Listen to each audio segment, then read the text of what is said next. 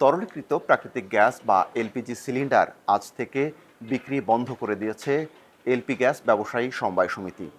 কিন্তু কেন এই সিদ্ধান্ত, আর সরকারের পক্ষ থেকেই এই অচল অবস্থা নিরসনে কী কী উদ্যোগ নেওয়া হয়েছে, এ নিয়ে আজকের বিশ্লেষণে রয়েছি আমি আব্দুল্লাল হুসাইন, আর আমার সঙ্গে যোগ দিচ্ছেন প্রথম আলোর জ্যেষ্ঠ প্রতিবেদক মহিউদ্দিন। অসংখ্য ধন্যবাদ আপনাকে যোগ দেওয়ার জন্য। প্রথমেই যে বিষয়টা আপনার কাছে জানতে চাই, এই যে এলপি গ্যাস ব্যবসায়ী সমবায় সমিতি এলপিজি সিলিন্ডার বন্ধের যে কঠোর সিদ্ধান্ত নিল, এই সিদ্ধান্তের পেছনে কারণটা আসলে কি? কেন গেছে আসলে এলপির যে সমস্যাটা, এটা আপনি জানেন যে এটা আসলে বেশ কিছুদিন ধরে চলছিল। তো সমস্যাটা হচ্ছে মার্কেটে এলপিজি ক্রাইসিস, পাওয়া যাচ্ছে না, সিলিন্ডার মানুষ পাচ্ছে না, এবং যার কারণে যেহেতু এই সংকটটা দেখা যাচ্ছে স্বাভাবিকভাবে দামটা অনেক বেড়ে গেছে। মানে এটা একটু অস্বাভাবিক। ধরেন যেখানে সরকারি প্রাইস গত মাসে ছিল 1253 টাকা, এ মাসে যদিও নতুন করে দাম নির্ধারণ হয়েছে 1306 টাকা, কিন্তু ওই 1250 টাকা যখন ছিল তখন থেকে আমরা দেখছি এলপিজি বিক্রি হচ্ছিল 1800, 2000। এটা আমরা 12 কেজি সিলিন্ডারের কথা বলছি। 2100, 2200 টাকা। এখন কিন্তু 2500 টাকা দিয়েও সিলিন্ডার পাওয়া যাচ্ছে না, এরকম একটা সংকট। তো তারপরে হচ্ছে যে এটা শুরুর দিকে একটা ধারণা করা হচ্ছিল যে হয়তো ব্যবসায়ীরা যারা এলপিজি বিক্রি করেন, যা কোম্পানিগুলোর হয়ে, যে ডিস্ট্রিবিউটর, ডিলার অ্যান্ড রিটেলার পর্যায়ে, সেখানে তারা একটা মানে মজুত রেখে দামটা বাড়াচ্ছে। এটা হয়তো কোনো কোনো ক্ষেত্রে ঘটেছে, সব ক্ষেত্রে ঘটেনি তা না, কিন্তু তো স্বাভাবিকভাবে হচ্ছে যে এই সংকট এড়ানোর জন্য সরকার এক ধরনের এই অভিযান চালানো শুরু করেছে, যেটাকে আমরা মোবাইল কোর্ট বলি। এটা ভোক্তা সংরক্ষণ অধিদপ্তর করেছে, কিছু জেলায় পর্যায়ে হচ্ছে স্থানীয় জেলা প্রশাসন থেকে করা হয়েছে, করে অনেককে জরিমানা করা হয়েছে। তারই রিয়াকশন হিসেবে এই যে যারা এলপিজি ব্যবসায়ী সমিতি আছেন, তারা একটা সংবাদ সম্মেলন করেছেন গতকালকে সকালে।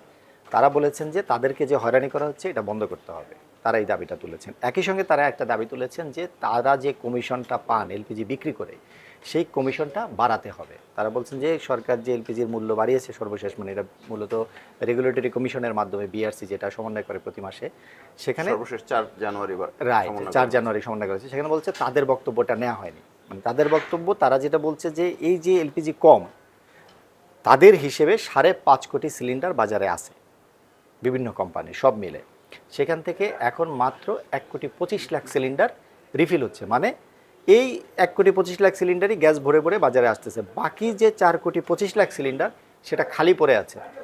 তো তাদের যে খরচ, গোডাউন বা ট্রাক, তাদের এমপ্লয়ি সব মিলে তাদের যে খরচ, এটা তো তাদের জন্য মানে পার সিলিন্ডারের হিসেবে খরচটা অনেক বেশি পড়ে যাচ্ছে। যে কারণে কমিশন, তাদের যে কমিশন বাড়ানোর যে বিষয়টা, সেইটা বিআরসি আমলে নেয়নি বা তাদের কথা শুনেনি। এখন তারা বলছে যে তাদের কমিশনটা বাড়াতে হবে। তো তাদের যে ডিস্ট্রিবিউটর পর্যায়ে আপনার 50 টাকা কমিশন আছে, সেটা তারা বলছে 80 টাকা করতে হবে। আর খুচরা বিক্রেতা পর্যায়ে তাদের যে 45 টাকা কমিশন আছে, সেটা বাড়িয়ে তারা 70 টাকা করতে হবে বলেছে। এই যে দাবি, এবং তাদের হয়রানি বন্ধ করা, তাদেরকে জরিমানা না করা, এইসব দাবির প্রেক্ষিতে পরে তারা আজ থেকে এলপিজি বিক্রি বন্ধ রেখে। বলা হচ্ছে যে 27টি কোম্পানি 5.5 কোটি সিলিন্ডার বাজারজাত করছে। এর মধ্যে মাত্র 1,25,00,000 সিলিন্ডার রিফিল করা হচ্ছে। এই যে বাকি 4,25,00,000 সিলিন্ডার খালি পড়ে আছে, সেগুলো রিফিল করা হচ্ছে না, এটার পেছনে যুক্তিটা কি? এটা হচ্ছে কেন, ব্যবসায়ীদের সঙ্গে আমরা কথা বলে যতটুকু জেনেছি, এই যে আপনি টোটাল যে কোম্পানির কথা বলেন এবং সিলিন্ডারের কথা বলেন, এর মধ্যে আসলে বেশ কিছু কোম্পানি, আমরা জানি অন্তত বেশিরভাগ কোম্পানি কিন্তু গ্যাস আমদানি করছে না। এরা বিভিন্ন ধরনের, এটা 2024 সালে যে আপনার রাজনৈতিক পট পরিবর্তন, এরপর থেকেই ধাপে ধাপে আসলে এই সংকটগুলি সামনে আসছিল। বেশ কিছু বড় কোম্পানি তারা আনছে না। তারা বলছে যে তাদের দিক থেকে তাদের আপনার এই ব্যাংকিং বিভিন্ন জটিলতা আছে, তারা নতুন করে এলসি খুলতে পারছে না, তাদের অনেকের অ্যাকাউন্ট ফ্রিজ হয়ে আছে, ব্যবসায়িক তারা আরও কিছু সমস্যার মধ্য দিয়ে যাচ্ছে। যে কারণে তারা কি করেছে, যে ব্যবসা কিছুটা কমিয়ে আনছে বা গুটিয়ে আনছে, যে কারণে আমদানি বন্ধ করে দিয়েছে। এই সংখ্যাটা অনেক বেশি। মূলত দেখা যায়, আমরা হিসেবে দেখেছি যে গত, যদি এই ডিসেম্বরের কথা আপনাকে বলি, 8টা কোম্পানি এলপিজি আমদানি করেছে। মূলত এর বেশিরভাগ, সিংহভাগ আমদানি করছে মাত্র 5টা কোম্পানি। তো বাজারে যে টোটাল যে চাহিদা, সেই তুলনায় তো আমদানি হচ্ছে না, যেহেতু হঠাৎ করে অনেকে আমদানি কমিয়ে দিয়েছে, সেই আমদানিটা তো নতুন করে করছে না। আবার এই ক্ষেত্রে যেটা হয় যে প্রত্যেকটা কোম্পানির আমদানির একটা সীমা দেওয়া আছে, যে আসলে সে কতটুকু আমদানি করতে পারবে বছরে। তো যেই 5টা, 6টা বা 8টা কোম্পানি এখন আমদানি করছে, তাদের যে সর্বোচ্চ সীমা, তারা কিন্তু সেটুকু আমদানি করছে। তারা আগেই সরকারের কাছে আবেদন করেছিল যে তারা আরও বেশি আমদানি করতে চায়, যেহেতু অনেকে আমদানি করছে না।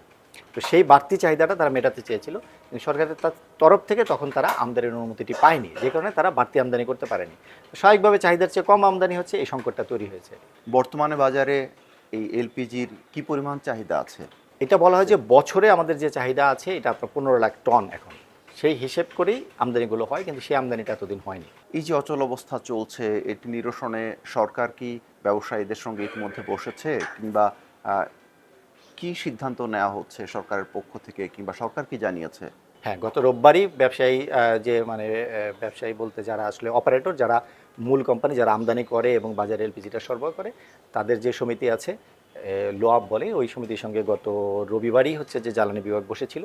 সেখানে তাদের সঙ্গে আলোচনা হয়েছে। তারা তাদের এই বিষয়গুলি, যেটা আমি একটু আগে বলছিলাম যে তাদের এই দাবি ছিল, তারা আমদানি বাড়ানোর অনুমতি চায়, তারা আমদানি পর্যায়ে ব্যাট কমানোর কথা বলেছে, এরকম বেশ কিছু দাবি নিয়ে তারা জ্বালানি বিভাগের সঙ্গে মিটিং করেছে।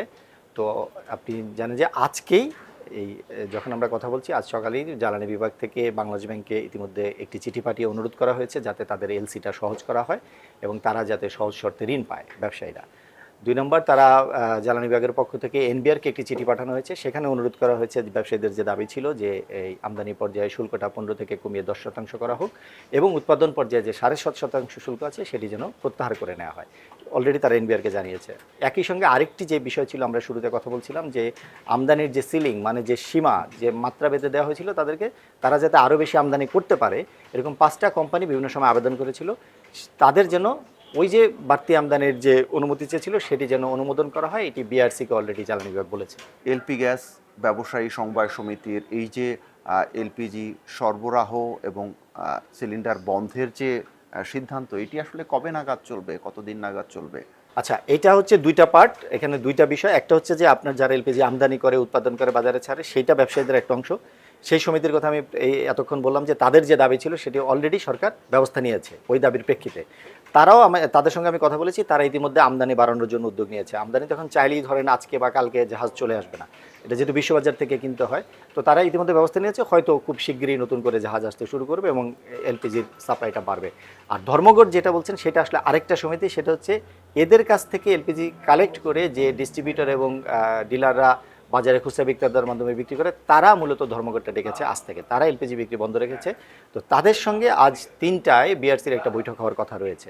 সেই বৈঠকে হয়তো তাদের যে দাবি, তাদের দাবি তো আলাদা, তাদের দাবির বিষয়ে এখনো কোনো ব্যবস্থা নেওয়া হয়নি।